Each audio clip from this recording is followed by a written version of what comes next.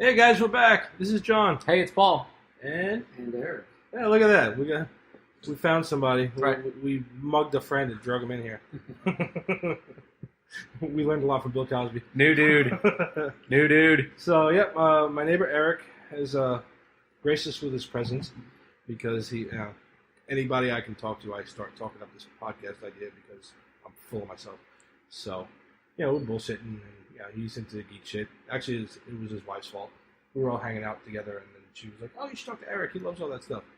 And well, I dragged his ass in here. So, go ahead, Eric. Tell us a little bit about yourself.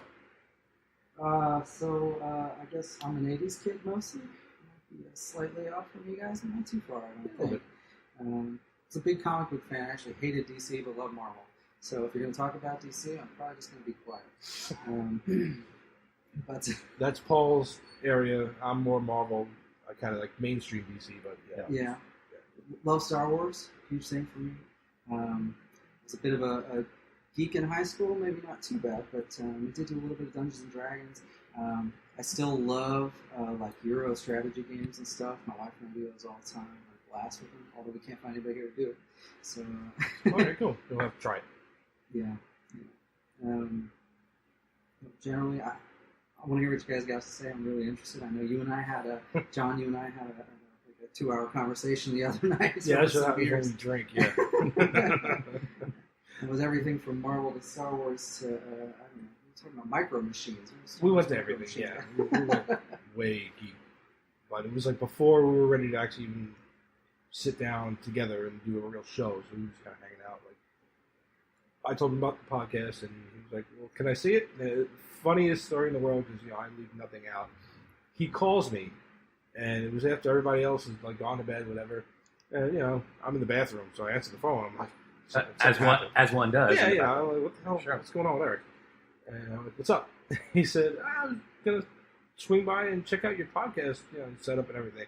I said, well, I'm taking a shit. And he said, I don't need to see that part of it. You can just wait till you're done. I said, by the time you get over here, I'll be done. Come on. So, yeah, there you go. Awesome. So, and for anyone wondering, I wash my hands. You're welcome.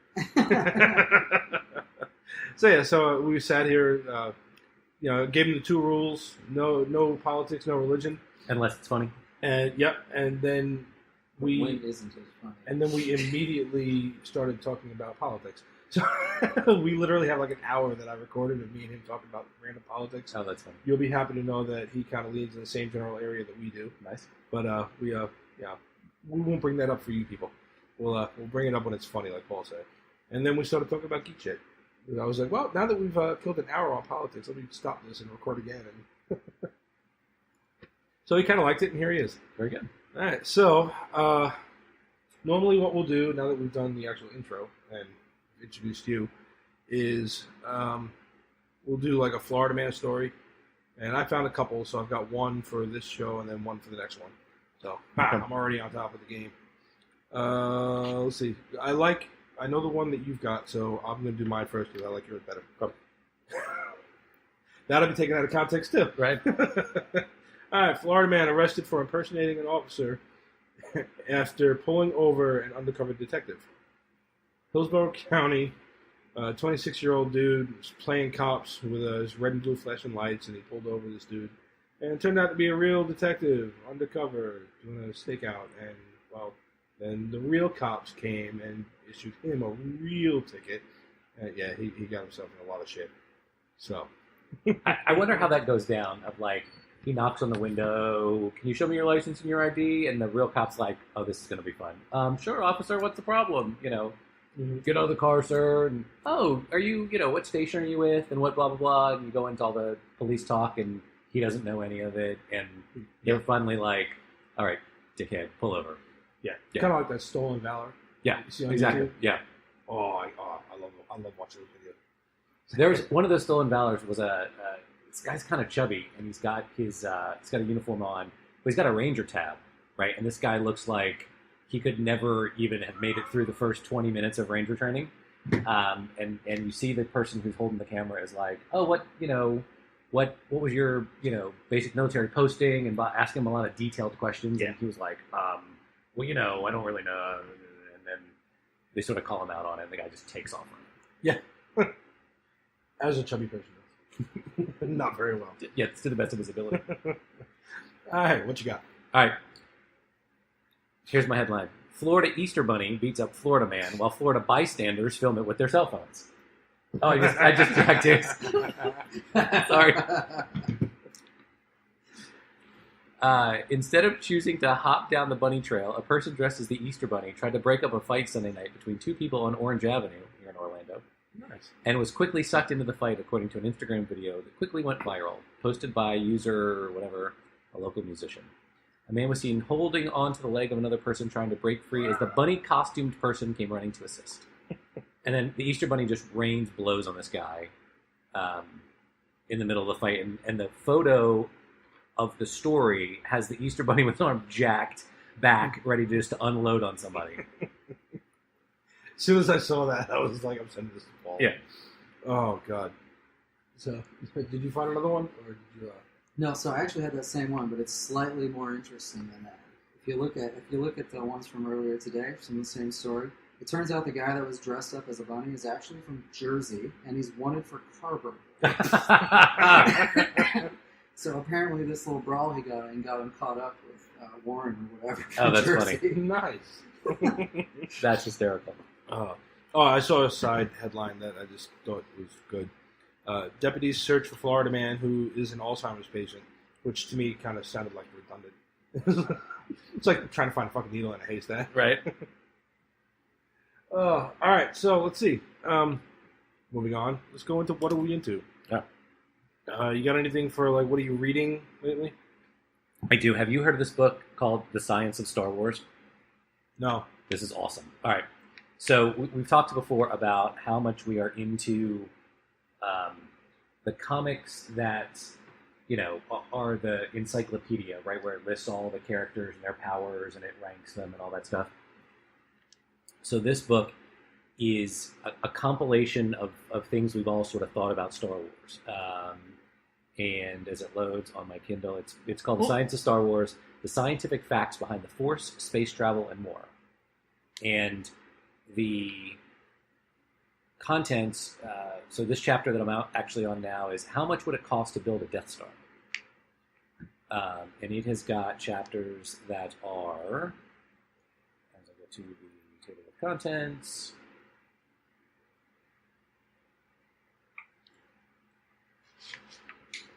is the Death Star a good design for a space station? What makes the Millennium Falcon such a prized ship? What are the chances of safely navigating through an asteroid field? Why do Star Wars ships make banked turns in the vacuum of space during space battles? Nice. Right? Okay.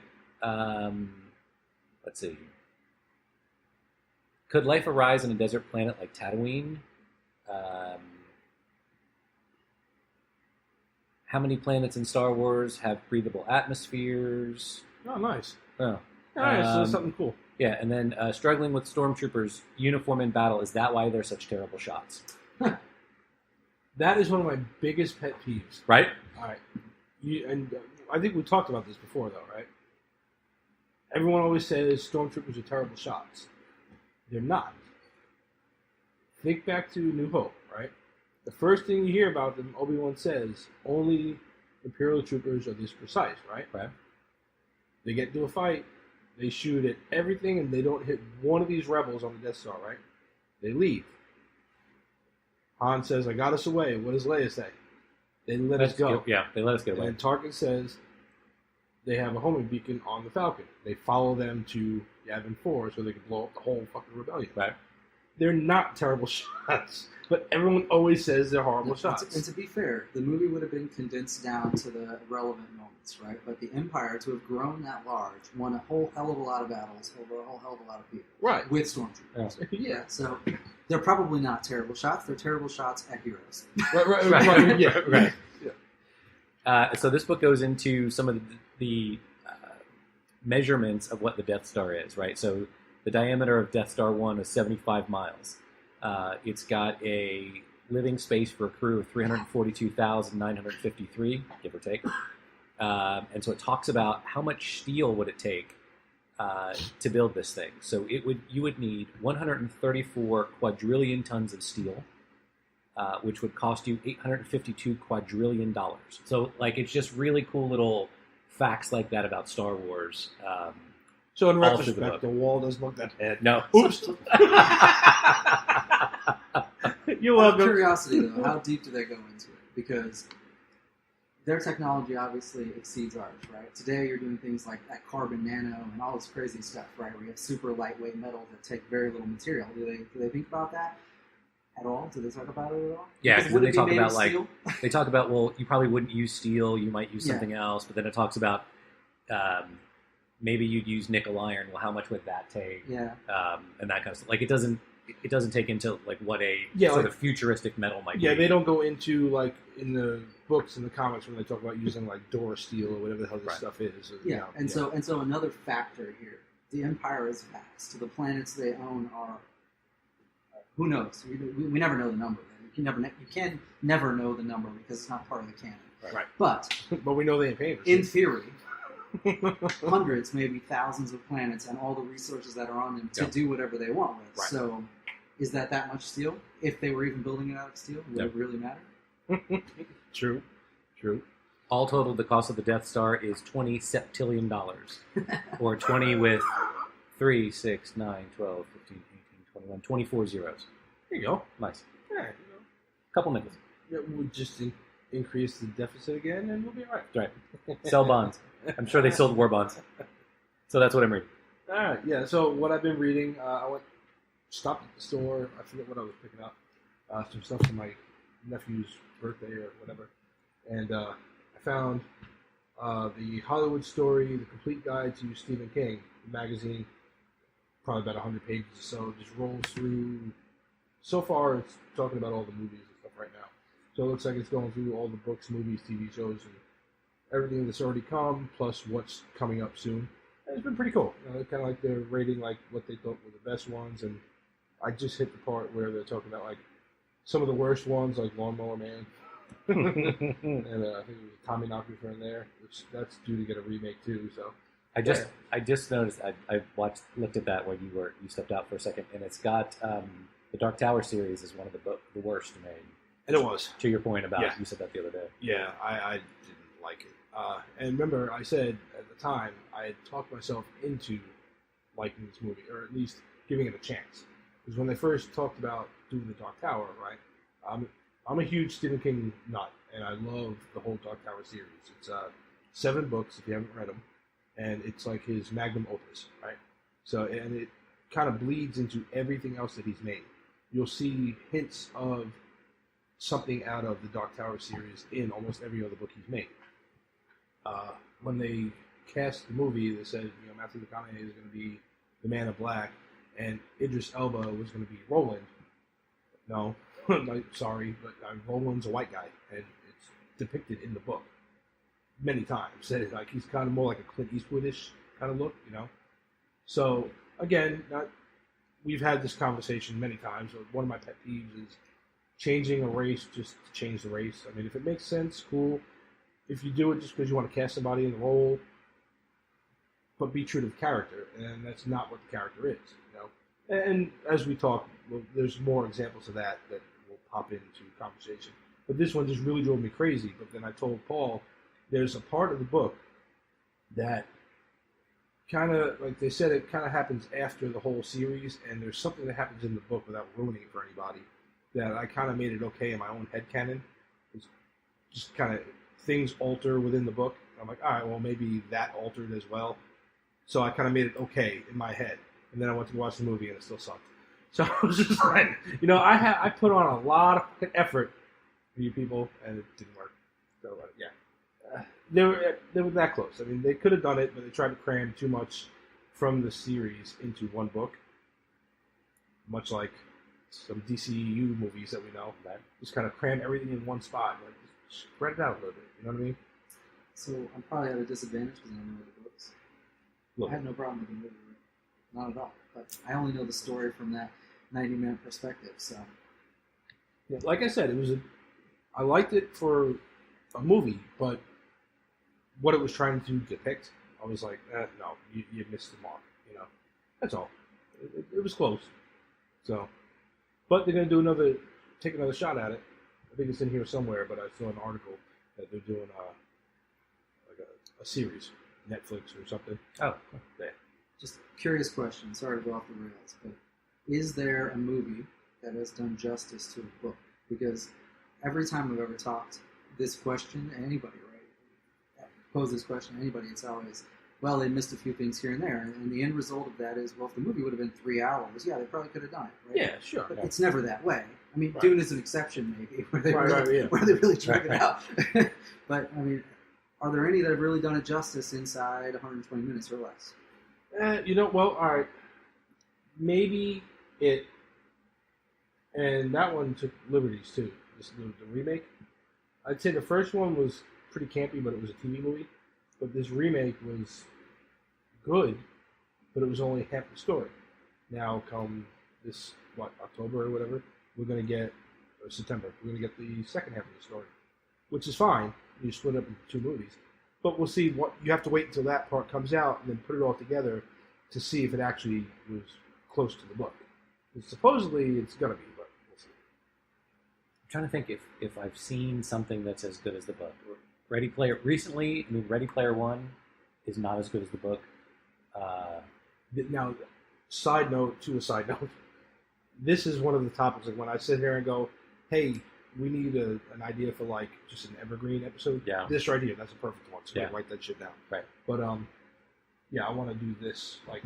Yeah, going that needs depth. All that right, kind of so needs a take a few deeper different- dive. Yeah. So, Yeah. so let me throw another one in there, just real quick. Sorry, I'm dragging you guys off the You're rails here because I'm new to the format.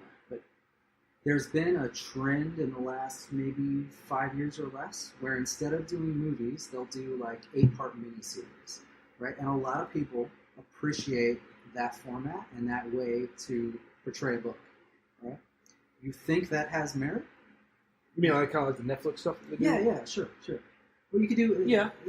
short Okay, series. there was one, another Stephen King one, the 11/23/62, whatever the hell the date book about John F. Kennedy and everything. It's on Hulu. Yeah, it's on Hulu, and that was like 6 to 8 parts. Dude, it was James Franco was in it. He goes back in time, and he realizes he's trying to stop the assassination of JFK or whatever. And they did pretty good with that one. I mean, I read the book. I really like the book. I don't know. Of course, now we're kind of like dwelling on Stephen King right now because I was looking at the thing, so it's the only thing in my head. But yeah, I think if you get the right story, you can kind of make it fit any format. Yeah, it depends. Some are just made for movies. Others are made for. I really like the 8-part series that you watch, and you can give me like one story and then just be done. You don't have to have like season 1, season 2. It just depends on what it is. Okay. Now, on the flip side of that, you do get those that you're really immersed in this whole world, and then like, no, that's it. Like, well, shit, I want another season of this. Yeah. So. I think that we talked about this the other day. I think you can only do those things now because of streaming services. Oh, absolutely. And we're kind of in a golden age of that because you can dig into something over 6 or 8 parts that a network would never let you do. Right? 'Cause Absolutely. they either yeah. have to do 23 or something else, or a shorter run, and you can get away with more on the streaming services than you could on network TV. So this is really the time to do it.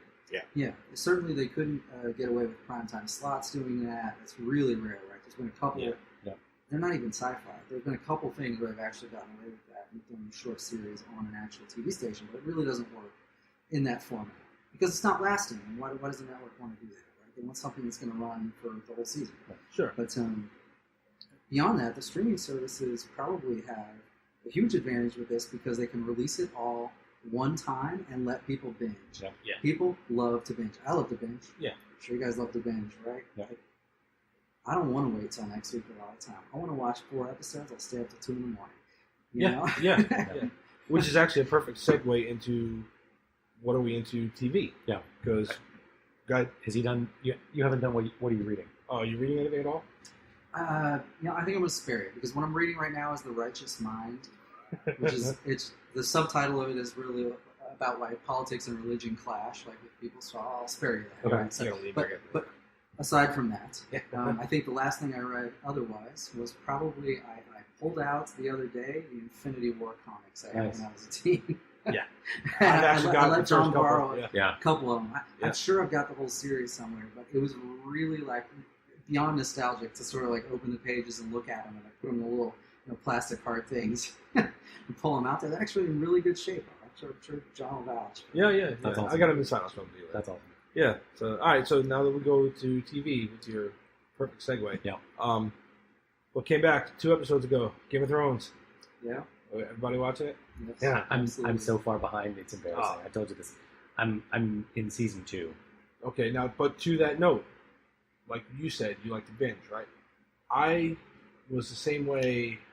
I want to say they were in like season 4, and I hadn't watched a damn episode of it. I was watching other shit, whatever, and then I went on deployment. And when you're in the Navy and you're on deployment, you're stuck on that ship for a while. What the guys do is they trade shows on hard drives, so you have something to watch. You got movies and shows. So I had a terabyte hard drive full of movies and TV shows. And one of my buddies was like, "You been watching Game of Thrones? I got the first 3 seasons on here." I'm like, "No." He's like, "Dude, you gotta watch this shit." Fine. Yeah, I was hooked. I watched that thing straight through. Came home, told Heather about it, watched it straight through until we caught up, and then we had to wait week to week. Yeah. The only reason we even have an HBO, we have the HBO Go only for this, and then we get rid of it again.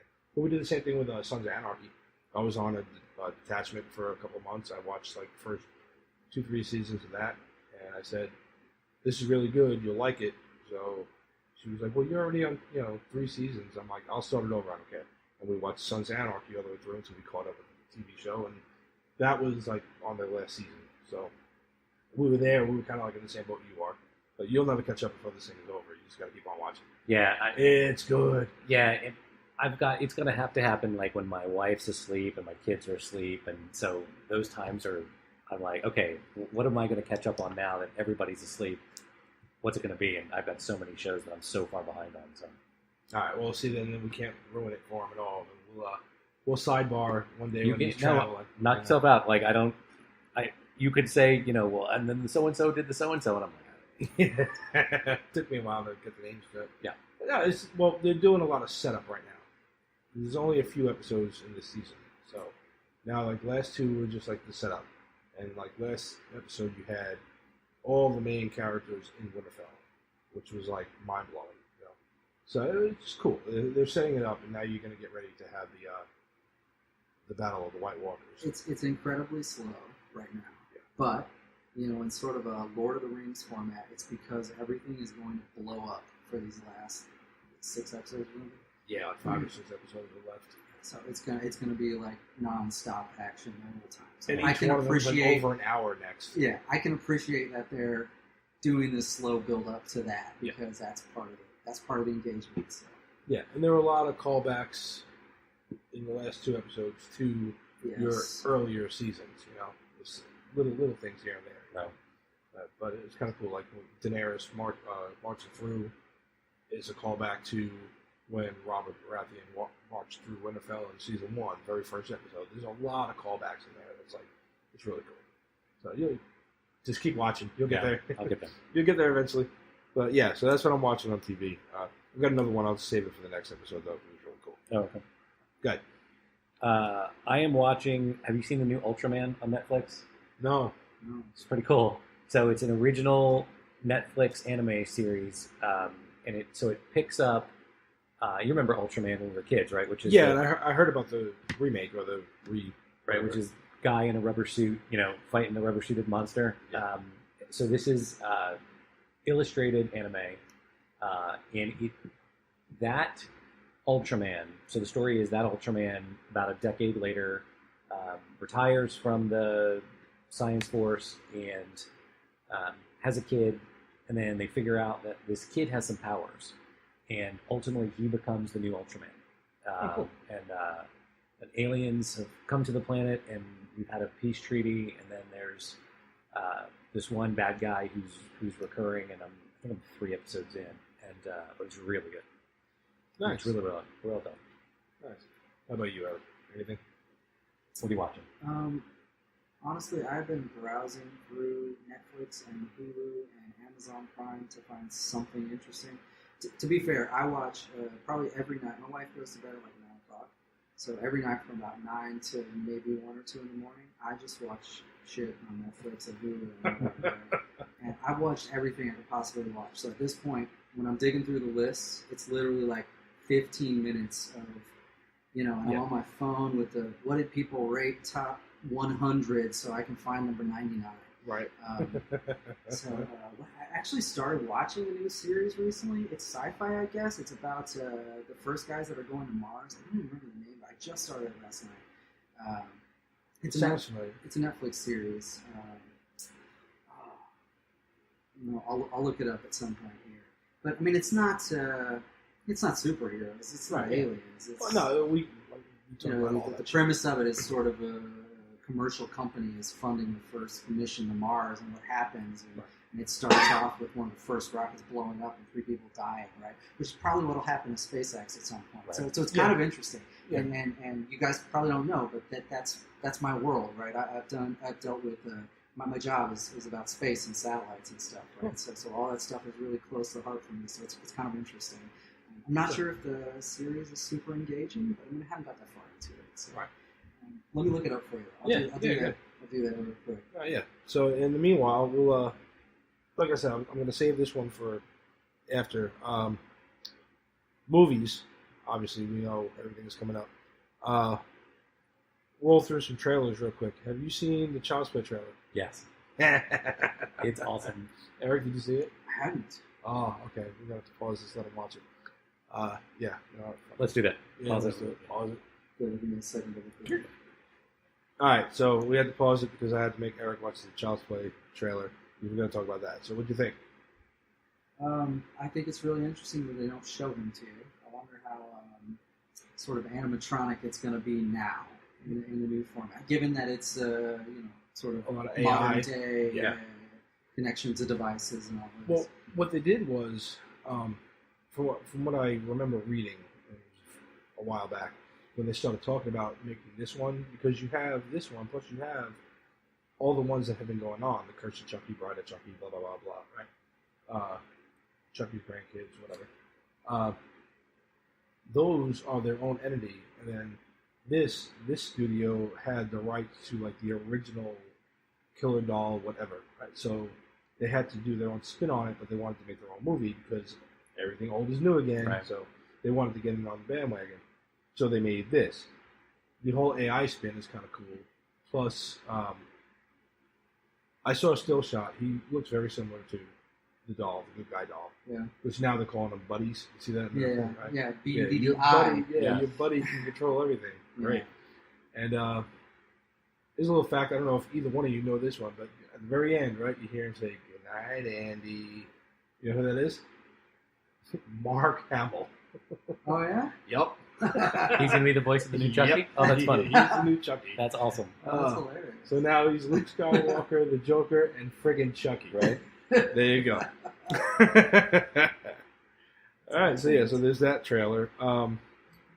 Paul, you seen any good trailers? Let's see, what trailer have I seen? I mean, obviously, the new Star Wars 9 trailer is out. Yup. We're going to talk about that? Yeah, we can talk about that one. And then we'll, this is the second, I think the second.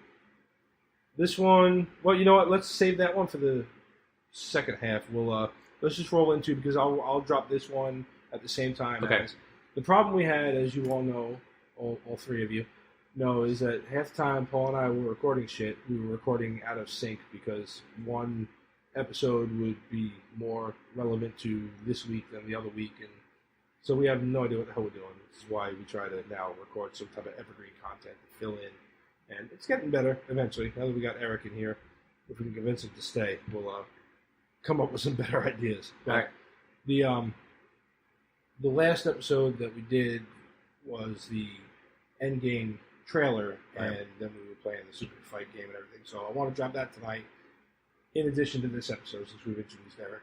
So we'll talk about, when you listen to this episode, you've got roughly 2 days, and you're watching the end of the world. Endgame comes out. This is now Tuesday, the 23rd. Thursday it drops. There have been people already out there that, the critics have seen it. I've stayed completely away from it at all. So Have you seen the letter that the directors put out? Like they did in the first one. It says, if you get a chance to see the premiere or something else, don't spoil it for don't everybody spoil else. the end game. Yeah. It ends with Thanos still demands your silence. Nice. Yeah. Nice. Yeah. Because that was in the first one. Yeah. There was that whole letter, and then Thanos demands your silence. Yeah. Which was epically spoofed by Deadpool. Like he did his. Is that he right? did the same exact thing, and then it was hilarious. That's It was like a little screenshot, and they were posting it everywhere. It was all like a letter from Thanos saying, shut your pie hole. But yeah, I saw one that was, basically don't ruin the end game, and it was like in the Avengers font. Yeah. That was pretty cool. So that, we have our tickets for Saturday.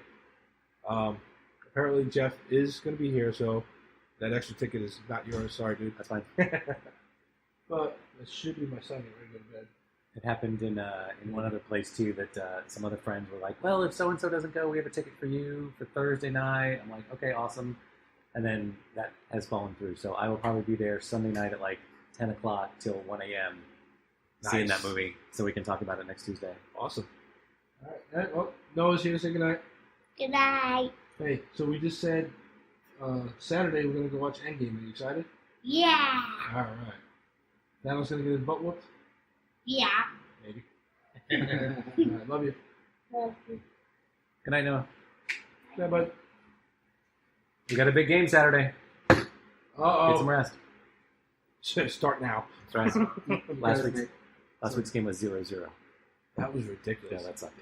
But then again, that was them playing the old Bears, who are now the Ravens. Yes. Took our name. But, so Noah and Paul's son, Coleman, are on the same flag football team. So, that was kind of rough. But we were down 3 players, too. Mm-hmm. We were down 3 players, and we played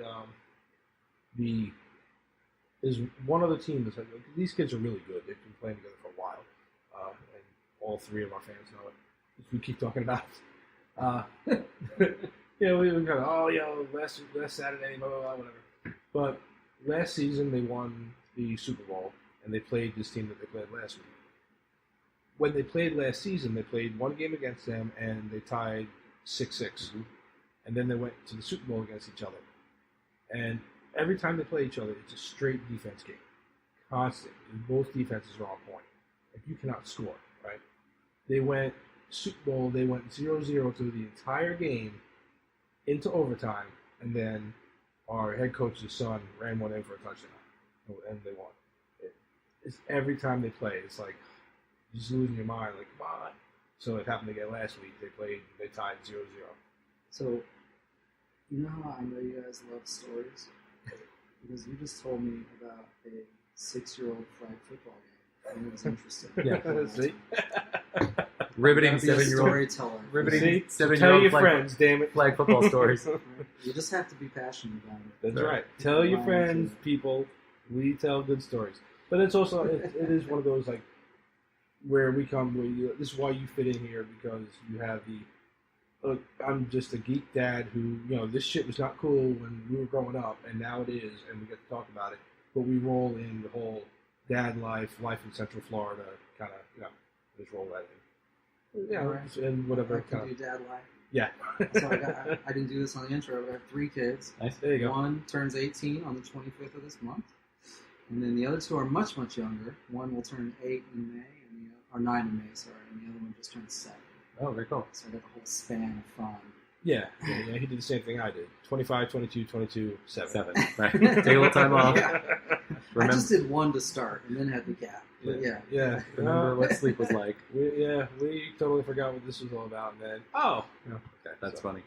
The golden child, as all the other kids call. So since we're all dads, this is talking about like what we're watching and what we're listening to. I need to tell you guys. I don't know if we've talked about this podcast on our podcast. But you guys need to listen. You were talking about being a D&D guy, Eric. There's a podcast called Dungeons and Daddies, and the subtitle is That can go one of 2 ways. well, the subtitle is not a BDSM podcast. Nice. And so what these guys have done, guys and girls, it's 5 actors, and they're playing a role playing game on the podcast, right? That's what the podcast is. Okay. And so there's one guy who's the dungeon master, and then there's actually 3 guys and a girl, and they play these four dads, these four suburban dads. And so there are all of kind of the dad archetypes. There's a crunchy granola Birkenstock wearing dad who's, boys, you just be positive and you can do great things. You can be whatever you want, and that kind of dad. There is a cover band kind of aging rocker dad who lets his kid go do whatever he wants. There is a stay-at-home coach dad who is always like, hey, boy, do your best and go get him. And then there's a real meek stepdad who is doesn't know how to be a dad, but has been thrust into this thing. And the story is that these guys are on their way to a soccer game, and they get sucked into a different dimension. And because they're comedic actors, they're driving their minivan, and they get sucked into this other dimension, and they lose their sons. And the whole podcast is their quest to go get them.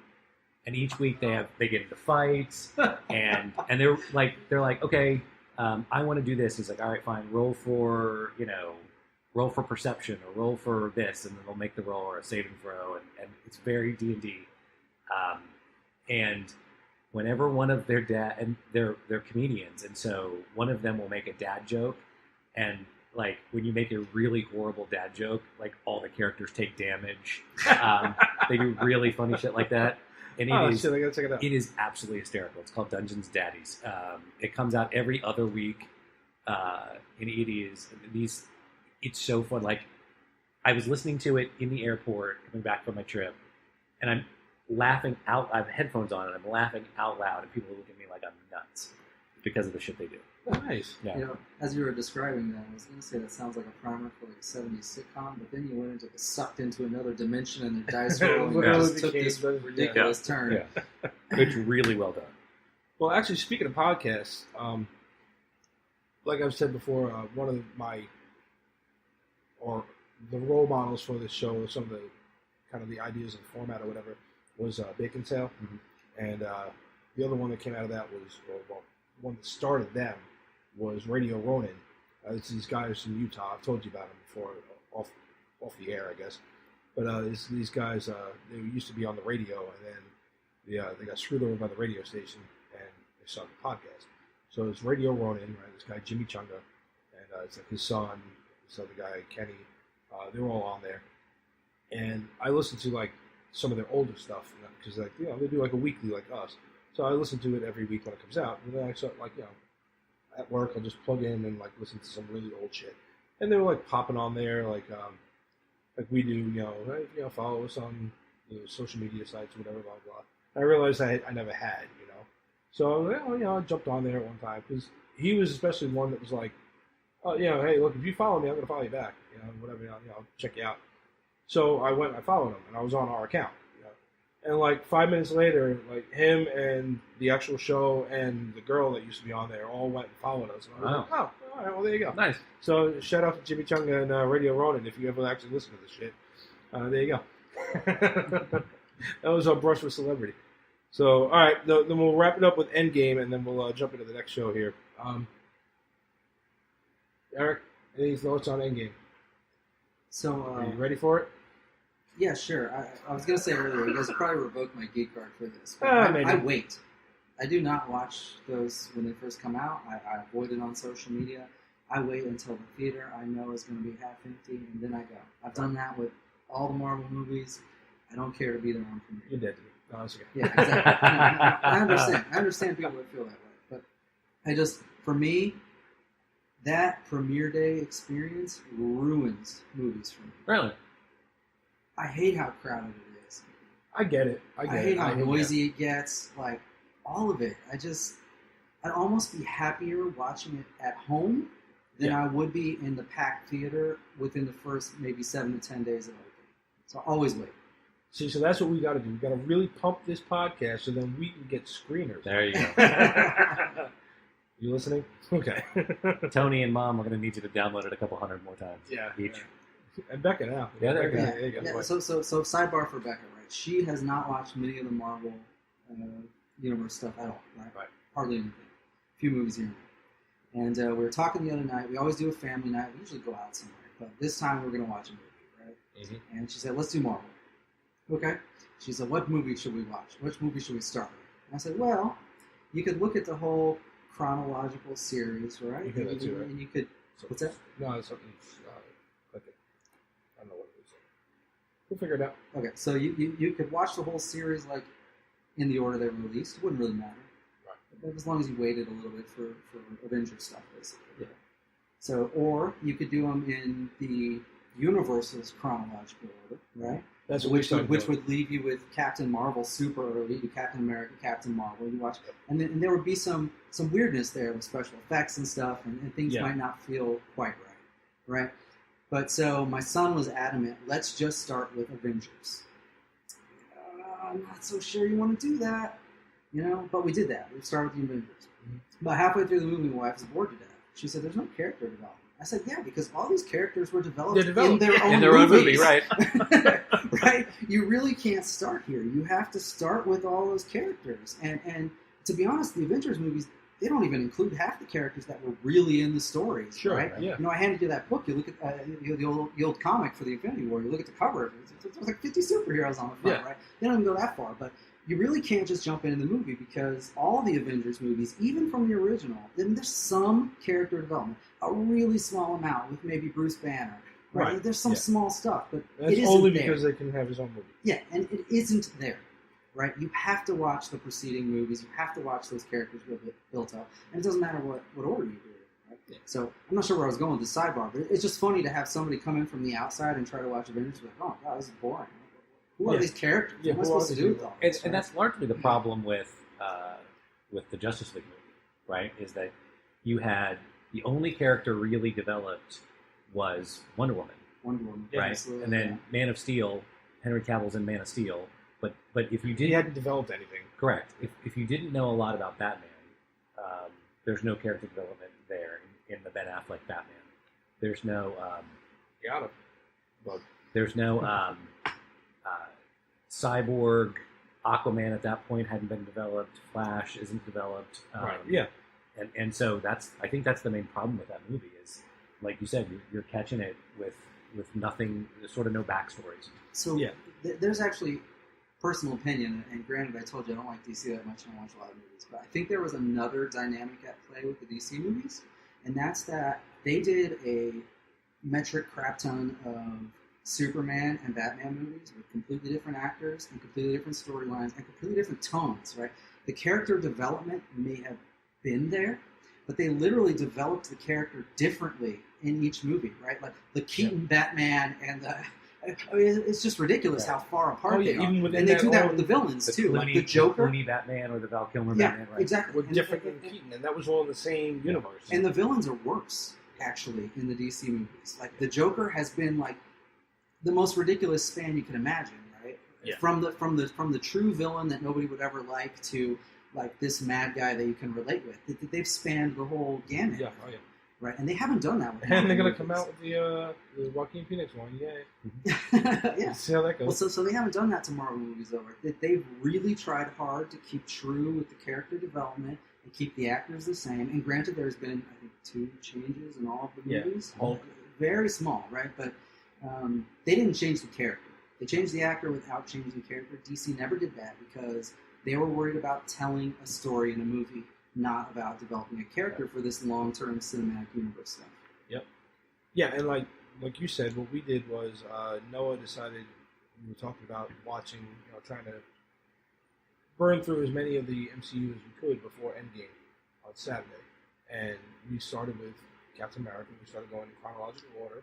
We don't have Captain Marvel, Universe so we have to skip it. chronological or Yeah. real world Yeah, chronological? universe chronological. So we started with Captain America, Yeah. and then we rolled through, but we had to skip Captain Marvel because we don't have that one. We'll keep going, and then right now we're like up to Age of Ultron. He's gonna have to burn through that one tomorrow, and then we might skip everything else and just jump into Infinity War right before we go to watch it Saturday because it's not gonna be a lot of time. We had to skip Iron Man 3 and. You done Guardians? We skipped those. So my daughter was watching it earlier, but we skipped those as far as art. Mostly because he remembers most of the Guardians one. I was remember when they were fighting on the Power Stone with Ronan. He said, "Yeah, okay." He's Yeah. like, and then he said something, whatever they were in jail. I said, "Yeah." So He remembers that part. Yeah, a lot of the realized that he hadn't watched half of the original ones because a few of them were before he was even born. Right. So some of those, he was like, "I never watched this." You know, oh, okay, well, we're gonna watch this. So, you know, we watch them. And he liked it. You know, again, he's still at that age where once they start like talking and they start like putting any kind of story into it, he's like, "Oh, I think there's a bird in the fucking house." You know, He's like, "Oh, okay, now they're smashing shit again." So he likes that. You know, so he kind of gets it. Thor, he watched that whole damn thing. He Yeah. was like, because it was Thor, and the entire time he was Thor, even when he didn't have the hammer, he was still Thor. So he was like, okay, it wasn't like there was that backstory, but he was still being Thor in that moment. So Noah was like enraptured because that's one of his favorites. He loves Thor. But it was like little things like I forgot about, like Captain America, the first Avenger, when the Red Skull is talking about like he's going to get the Tesseract at the very beginning of the movie. Do you guys remember what he says in there? He finds the Tesseract, and he said, you know, he's telling his doctor, "I'm looking for real power." He said the Fuhrer is out in the desert digging for trinkets. He's talking about Raiders of the Lost Ark. Oh, funny. There's like little things like that like as we watch it back, I'm like, oh shit, I forgot about that reference. So yeah, so we're gonna speed through and catch up to at least Infinity War. We're probably gonna have to skip half of the rest of what we got. We should have started about a week earlier because we just ran out of time. And by the time he decided, yeah, I want to do it, I'm like, well, okay. My wife's kind of the same way. She just saw. We did sort of a binge of Black Panther, Infinity War. Then we saw Captain Marvel in the theater, but she's not seen Guardians. I don't know that she may have seen the first Captain America movie, but it's been so long. I think she saw Winter Soldier and Civil War. I think we saw Civil War together in the theater, but like they've been so far apart, it sort of doesn't have the same impact on her that she's like, "Have I seen that one?" Yes. Yeah. Yeah. So we're looking forward to it. He's excited. I can't wait. So I guess the whole family's going to see Endgame on Saturday, and we'll go broke again, but whatever. And then we will review it on Tuesday. Eric, I don't know if you're going to have a chance to see it before Tuesday.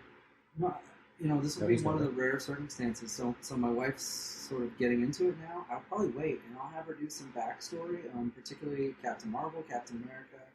There might be a few others. I insist that she watch before we go on with the Avengers stuff, right? And then we'll watch Age of Ultron, and we'll watch Infinity War. Guardians of the Galaxy. For me, that's a must. Yeah. You have to. So we've turmoiled over this too with the kids watching it with us because Guardians of the Galaxy, she's really particular about what they watch, right? Yeah. And PG-13 is like, yeah, maybe it depends on what's in it. Guardians of the Galaxy is probably outside of Deadpool. It's one of the few, Marvel Universe things that probably has some inappropriate themes for little kids. Sure. Maybe. I mean, it depends on your opinion. Yeah. Right, so for me, I wouldn't care, but I know she would. Yeah. So, but it's also, I feel like you have to watch Guardians of the Galaxy. They're too important for what's going to happen in Infinity War to not watch. Yeah, exactly. What happens, right? It gives, it's the whole setup. I mean, you can't. That's where they got into all the cosmic stuff. Yeah. So, Yeah. There's a point where they link sort of all the heroes on Earth with the larger universe, and the Guardians of the Galaxy is where it happens. Yeah. And if you don't get the Gamora or the Silver Nebula Surfer story, right? If you don't get that stuff, then some of what happens in Infinity War is lost on you. Yeah, it is very lost on you. So yeah, you gotta watch it. Yeah, check them out. So what we'll probably do is Tuesday. Maybe we'll have Eric come in a little bit late. He can come to work late. We'll cut a review of. We'll try to do a non-spoiler review. Yeah. That never works for us. So we'll just we'll have you go plug your ears somewhere when we do a Actually, review. I won't be mad about it. I can sit here quietly. It's not a big deal. We'll figure it out. We'll figure it out Tuesday. All right, so we're going to wrap that one up so we can go record another one because, well, Papa's got to pee. All right, so that's it. Guys, hit us up on whatifgeeks@gmail.com, on Facebook, Instagram, and Twitter, because now I'm all over jumping on Instagram at least once a week. I'm trying to, so I'm getting better at that. Tweets, a little bit, maybe. I'm working on it. So maybe we'll have to divvy up the responsibilities here. There we go. Figure that shit out. But hit us up. Let us know what you think. Say hi to Eric. He's new. Make him feel welcome. All right. Good night, Tony. Good night, Mom. Thanks for having me, guys. No problem.